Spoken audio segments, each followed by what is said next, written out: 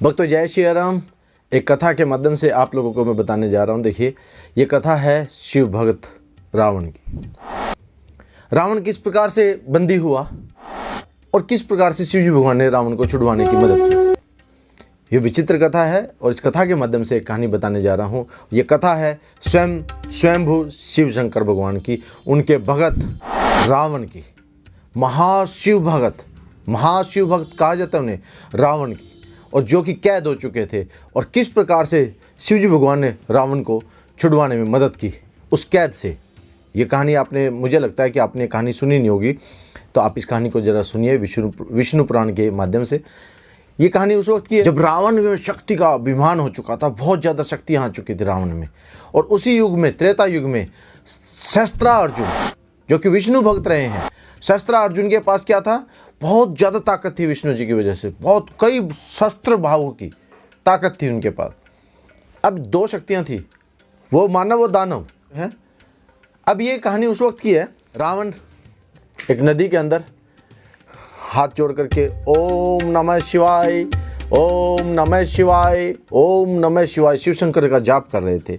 और तभी शस्त्रार्जुन अपनी पत्नियों के साथ वहाँ से जा रहे थे और वो जो नाव है वो रावण को टकरा जाती है, जिससे रावण बड़ा गुस्से में आ जाता है, अभिमान के अंदर आ जाता है, बहुत ज़ोर से चिल्लाने लग जाता है, कौन ऐसा दुष्ट है जिसने मुझे शिव भक्त की पूजा में विघ्न डाला।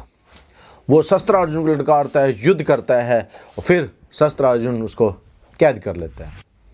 उसे मारने की कोशिश करता है लेकिन मार नहीं पाता, क्योंकि उसकी नाभि में अमृत है, मरता नहीं हो, लेकिन उसे कैद जरूर कर लेता है। कैद कर लेता है। वो एक बात बोलता है शस्त्रार्जुन, मैं तुझे मार नहीं सकता पर तुझे कैद तो कर सकता हूँ, तुझे सूर्य देखने के लिए मजबूर कर दूंगा। वो कैद कर लेते, कैद करते हैं। और जो वहाँ पर शिव भक्त, तभी महाशिव भक्त कैद हो जाता है। और महाशिव भक्त कैद होने के बाद ये इसे नियति का खेल समझ करके स्वीकार कर लेते हैं, झुकना पसंद नहीं करते, नियति का खेल समझ करके इसे स्वीकार करते हैं। और आप देखिए जिस प्रकार से वो कैद होते हैं, कैद होने के बाद अब आप वहाँ उधर से क्या है कि शिव जी का जाप करते हैं, ओम नमः शिवाय, ओम नमः शिवाय। कैद खाने से महाशिव भक्त शिव जी का जाप कर रहे हैं और इधर शिव शक्ति जो है वो वहाँ पे उनके एक दूसरे, देखिए ये तो है भगत, लंकेश जो है वो भगत हैं। परशुराम जिनका नाम राम था, राम से वो बने परशुराम। परशुराम जी जो हैं वो उस वक्त में शिव भगत हैं, लेकिन वो उन्होंने अपने गुरु बना रखे हैं। जब शिवजी भगवान को गुरु बना रखे हैं, तब शिवजी भगवान के पास वो जैसे ही प्रार्थना करने जाते हैं, अपनी नतमस्तक होकर कहते हैं, तो शिवजी भगवान कहते हैं कि देखो बेटा, आपकी सारी की सारी शिक्षा संपूर्ण हो चुकी है, आपको केवल मुझे दक्षिणा देनी है। बड़े खुश होते हैं परशुराम जी। वो कहते हैं कि बताओ, बोले आधी दक्षिणा अब और आधी दक्षिणा मैं बाद में लूँगा।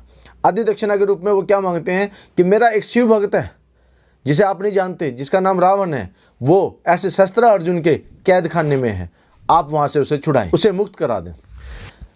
अब यहाँ से एक कहानी का तिकोना पहलू देखिए। शिवजी भगवान बैठे हैं और जो लंकेश है, महाशिव भक्त रावण है, वो ओम नमः शिवाय के जाप से शिवजी भगवान को सिग्नल भेज रहे हैं, मंत्र उच्चारण से शिवजी भगवान को प्रार्थना कर रहे हैं। उस प्रार्थना में अपनी मुक्ति की प्रार्थना हो रही है। शिवजी भगवान स्वयं ने आकर के इधर परशुराम से गुरु दक्षिणा के रूप में उसकी मुक्ति मांग रहे हैं और वहाँ से उनकी मुक्ति के लिए भेज देते हैं। परशुराम जाते हैं और वहाँ से कैद खाने से उनको आज़ाद करा करके रावण को मुक्त कर देते हैं। और फिर रावण को कहते हैं कि किसी बंदी के ऊपर अत्याचार मत करना, बंधन जो है बहुत ही गलत है, इस बात को ध्यान रखना। और क्या करके चले जाते हैं, स्वयंभू परशुराम जी अपना परिचय राम के नाम से देते हैं। और पहली बार रावण उस वक्त राम का नाम पुकारता है। बोला आपका नाम क्या? बोला मेरा नाम राम है। जब राम का नाम लेते हैं तो आप सोचिए, फिर कहते हैं परशुराम, ऋषि पति पत्नियों की संतान है परशुराम जी, ब्राह्मण जाति से बिलोंग करते हैं परशुराम जी। अब आप सोचिए, रावण को छुड़वाने के लिए परशुराम जी को भेजा किसने? शिव जी ने। और आपने प्रार्थना किसको की? शिवजी भगवान को। शिवजी भगवान को प्रार्थना की, शिवजी भगवान ने परशुराम को भेज दिया। अब ये समझना चाहिए, रावण समझ चुका था इस बात को, क्योंकि रावण महाशिव भक्त था, उन्हें पता था कि मेरे पास शिव शंकर भगवान ने ही उन्हें भेजा है। यही बात हम किसकी पूजा करते हैं? बालाजी महाराज की। बालाजी महाराज की पूजा करते हैं। जब हम मेहंदीपुर जाते हैं, बालाजी महाराज आप लोगों को सूचना भिजवा देते हैं कि आप सभी मेहंदीपुर जा रहे हैं। आप सभी के माध्यम से उन पीड़ित लोगों के, उन पीड़ित भक्तों के पास ये सूचना भेजी जाती है कि वो पीड़ित हैं, उनका कष्ट हरा जाए। आपके माध्यम से आपको ये सूचना मिल जाती है कि आप मेहंदीपुर जा रहे हैं। और जैसे मेहंदीपुर जा रहे हैं, आप क्या करते हैं? आप और भक्तों को कहना शुरू कर देते हैं। आपके माध्यम से वो सूचना उन कष्ट पीड़ित लोगों तक बात पहुंचती है। और जब कष्ट पीड़ित लोगों तक बात पहुंचती है, तब जा करके कहीं वो पीड़ित लोग जो हैं बाबा के पास जाने लग जाते हैं। बुला कौन रहे हैं? बालाजी महाराज। माध्यम कौन हो रहे हैं? आप। क्या आप वाकई में प्रचार करते हैं बाबा का? सोच के देखो। अगर मैं ये कहूं कि इस वीडियो को आप लाइक करें, शेयर करें, सब्सक्राइब करें, इसमें कमेंट करें, आपका मन ही नहीं करेगा। आप ये देखिए, वीडियो किसी का फायदा कर सकती है।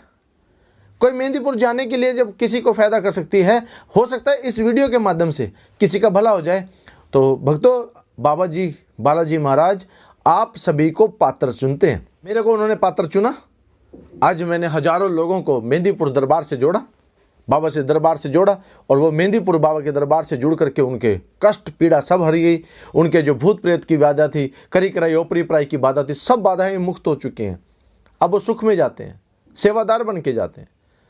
तो आपको भी ये समझना चाहिए कि वो बाबा जी हैं, शिव के अवतार, रुद्र अवतार। वो किसी न किसी के माध्यम से आपके पास सूचना भेज रहे हैं। आपको वो सूचना समझ में आनी चाहिए, किसी ना किसी के माध्यम। हो सकता है मेरी वीडियो के माध्यम से, हो सकता है आपको किसी मेहंदीपुर के भक्त के माध्यम से वो वहाँ पर ले जाने के लिए बुला रहे हैं। को जाना चाहिए और वहाँ पर जाकर के किसी प्रकार की भ्रांति नहीं फैलानी चाहिए। ये नहीं करना चाहिए, वो नहीं करना चाहिए। आप वहाँ पर जाएं, कष्ट को दूर करवाएं, बाबा से प्रार्थना करें, मन से, सच्चे मन से जाएं। क्या किसी के साथ घट रहा है, कोई संकट में है, कोई पीड़ा में है, उसको उसका हाल पे छोड़ें, आप अपना कर्म करें। एक भक्त ने सवाल किया कि टच होने से संकट ट्रांसफर हो जाते हैं। ऐसा नहीं होता।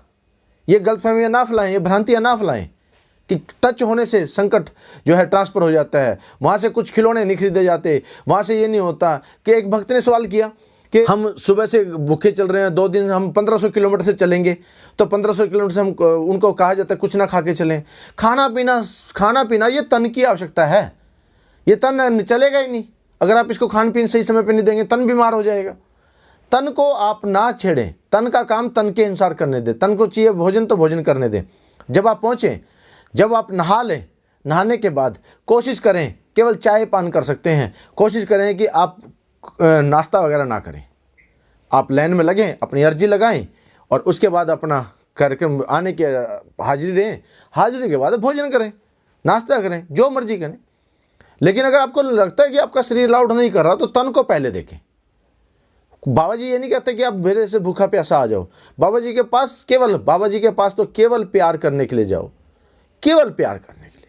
और कभी भी जाओ बाबा जी से, हमेशा एक बात देखना, बाबा जी के पास 2 लाइनें हैं। लाइन में अपने पर्सनल मांगने वाले लोगों के लिए, और एक लाइन ऐसी है जहां पर दूसरों के लिए मांगा जाता है। जिस दिन आप दूसरों के लिए मांगना शुरू करोगे, वो लाइन खाली पड़ी है। 1 सेकंड के अंदर बाबा जी आपको बुलाते, आजा बच्चा, तू भी मेरी की तरह दूसरों के लिए मांग रहा है, आ जाओ। तो वो लाइन में कोशिश करें, उस लाइन में जाएं। जब संगत के साथ जाते हैं तो सभी संगत के लिए प्रार्थना करके आएँ। आप लोगों की प्रार्थनाएं काम करती हैं। होता उलट है, आप अपने लिए क्या क्या आते हैं। अरे पूरी संगत से आप एक बात सोच के देखिए, मैं यहाँ पे हूँ, मैं राम बोल रहा हूँ, और जितने लोग वीडियो देख रहे हैं, अगर वो सभी जय श्री राम लिख दें, तो मेरे एक राम की वजह से आज 100 जय श्री राम बन जाएंगे।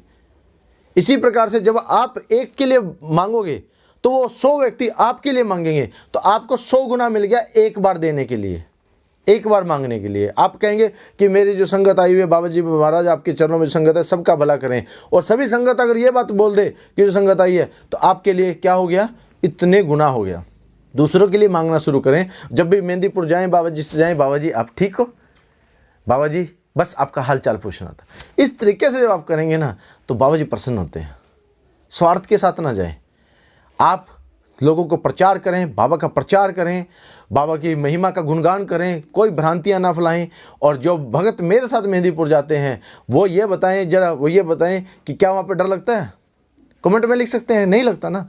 तो जब किसी प्रकार का कोई डर नहीं है, वहाँ से कुछ मर्जी खरीदें, कुछ मर्जी खाएं, ऐसा कुछ नहीं है। हाँ, कुछ नियम हैं, वो नियम तो मेहंदीपुर के हैं, और जो मेहंदीपुर का नियम है उसे मानना पड़ेगा।